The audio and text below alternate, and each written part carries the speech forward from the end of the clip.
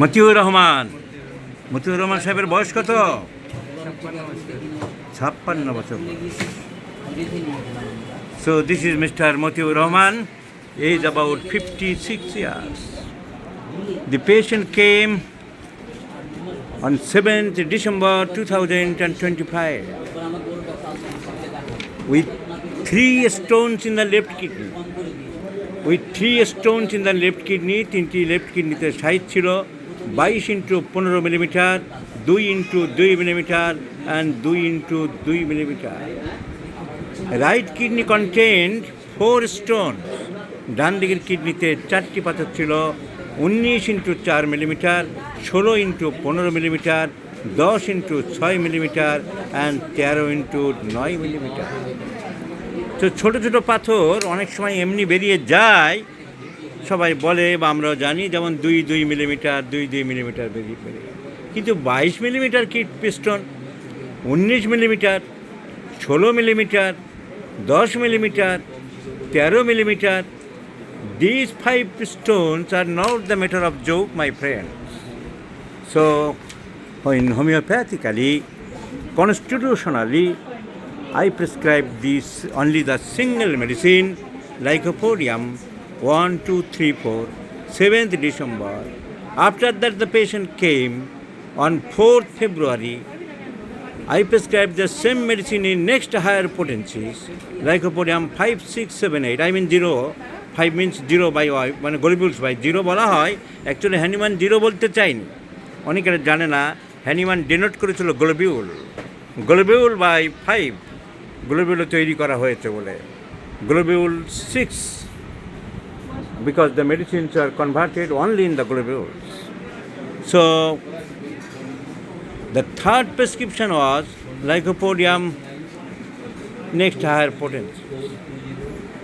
The patient requested me to see the positions of the stones by on ultrasonography report.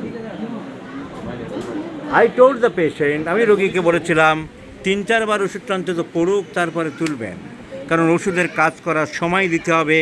অনেকে কি করে, টাকা ঝনঝন চনচন করে, একবারে ওষুধ খেয়ে টিউমার, ইউটেরাইন টিউমার কমলো কিনা পরের বারেই ছবি তোলে, একবারে পাথর গেল কিনা পরের বারেই ছবি তোলে, পলিসিস্টিক ওভারি একবারেই গেল কিনা পরের বারেই ছবি তোলে। 1 মাসের মধ্যে আমি বলি, একবারের ওষুধে যদি সেরে যেত আপনার, তাহলে তো আমি আর এখানে বসতাম কেন। I was called by the Nobel committee. Nobel committee আমাকে ডেকে একখানা নোবেল গলায় ঝুলিয়ে দিত। সুতরাং 3-4 মাস ওষুধ কাজ করার সময় দিতে হবে। So after 4 months I advised the patient to do another USG, and this is Mr. Matiur Rahman. The next report is in 19th June 2026. Result: left kidney there is no calculus, right kidney there is no calculus. So no calculus in the left kidney, no calculus in the right kidney. So by the single medicine, 4 plus 3, 7 stones totally disappeared, gone out, exited. So অনেক গর্ধব ইতররা বলে থাকে সব এমনি হয়, ও homeopathic ওষুধে কিছু হয়নি। তাই এমনি যখন দিনের পর দিন, বছরের পর বছর থাকে ওহে গর্ধবের দল, ইতরের দল, তখন এমনিতে যায় না। হোমিওপ্যাথি ডাক্তারের কাছে আসলেই শুধু এমনিতেই সেরে গেল, তখন এমনিতে সারতে দেখো। ওহে ইতরের দল যখন বছরের পর বছর পড়ে থাকে, তখন এমনিতে আর সারে না। মুখের আঁচিল বছরের পর বছর আছে, তখন এমনিতে সারছে না। যে হোমিওপ্যাথিক ওষুধে ভ্যানিশ করে দিলাম, ওই এমনিতেই যায়। তো এই হচ্ছে beauty of homeopathy. Homeopathic medicine sometimes acts miracle দেখাতে পারে, but not always. In all cases যে আমরা মিরাকেল দেখাতে পারবো তার কোনো গ্যারান্টি নেই, তার কোনো নিশ্চয়তা নেই, কারণ মেডিকেল সায়েন্স কখনো স্বীকার করে না 2 + 2 = 4। তাই আমরা সবসময় বলে থাকি পারহ্যাপস, প্রবাবলি, এক্সপেক্টেড, রাফলি about, more or less, etc. So this is another successful case in homeopathic literature. 7 stones of a gentleman exited by the single medicine lycopodium.